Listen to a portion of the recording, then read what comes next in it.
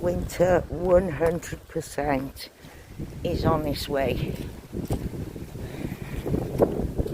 Hang on.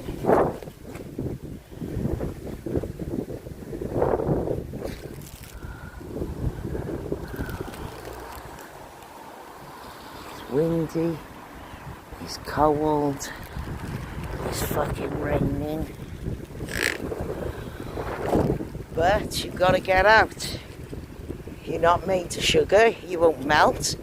If you go out in the rain, it'll do you good.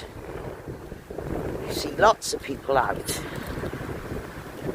I don't understand why anyone would want to freaking stay in.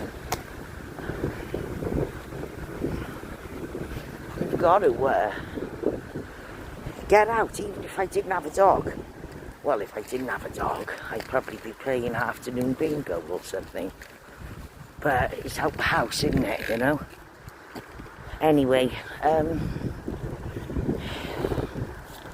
that nutcase who started performing with me and Glenn back a while ago when she was proclaiming how she was unsubbed from Nikki and what a disgrace Nikki was, blah, fucking blah.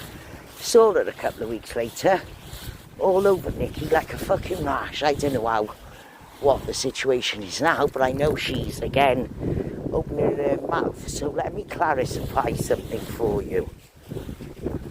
I've never faked cancer. I've never ever came online and said I've got cancer and it being a lie. I did have cancer and I didn't come online milking it for sympathy or anything. I was not the one who even told anyone that I had cancer. I had confided in someone. What had actually happened was Glenn had heard another Tracy from another community, Survivor Girl, had come onto my panel. She came into my chat, jumped the link and came on the panel. It was pretty random. We were talking about Tiffany. She came in talking about cancer and she stated that she was terminal, that it was in her bones, nothing they could do. I then sidetrack my life and start talking about my cancer and how I tried to fight it and struggle and what I did. And she learnt about cannabis oil and off she went and done videos about cannabis oil. Now, there's a bit of a to-do now over in that community as to whether she was telling the truth. I don't fucking know. But anyway, I was not friends with Glenn at this point. Glenn got the wrong end of the stick. Either someone went and said, oh, Tracy's terminal, it's in her bones, and he assumed it was me, or whether he heard the live stream or what was saying in chat when people were saying, I'm so sorry, Tracy. Oh my God, Tracy. Maybe it was that, I don't know. But Glenn would not stop. I repeatedly told him I was not terminally ill. I wasn't ill at all. And the more I denied it, the more he insisted. So I came up with a plot with Trollope, mainly me, that I would go in and say, yeah, you're right. I'm ill and this is the end. Now, it got a bit silly, that stream, and I regretted it. And I can show live conversations of me with Trollope saying, I bitterly regret doing that fucking stream. But at the time, it seemed like a good idea. So this is tamoxifen. I don't know what you guys use it for, but here it's a breast cancer treatment that has spread to other areas. Mine has gone to my lymph nodes. Oh dear. Not sure why Katie would lead you down this one. She already knows we've been here. Oh my God, so many times.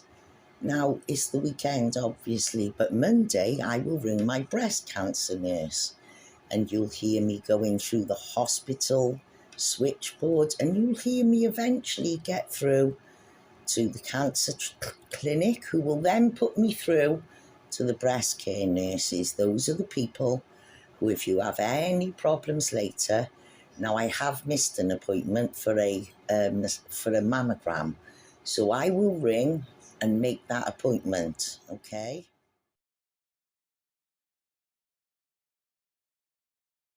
I've never faked cancer. So now, I have the strain where you randomly start attacking me and Glenn, and we responded to your mentally deranged ramblings, where you showed off all your artillery of fucking knives and daggers and fucking crossbows, whatever it was, and we just thought you were a fucking loony and we laughed at you. And then a man popped up, hang on, and then a man popped up and said, how many times have we told you, you've got to stop doing this, you're making an absolute fool of yourself, stop it. So of course we went over to look at the channel. So you're absolutely full of shit.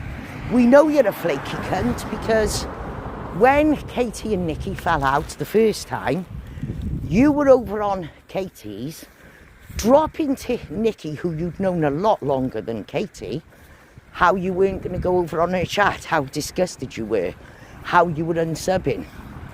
But there you are. And now here you are again. So I hope that clarifies things for you. I think you're psychotic. I don't think you're right in the mind. I'm not the only person who thinks this. You are a psycho. You are like Steven Seagal on acid. It's fucking crazy. You need to sort your shit out.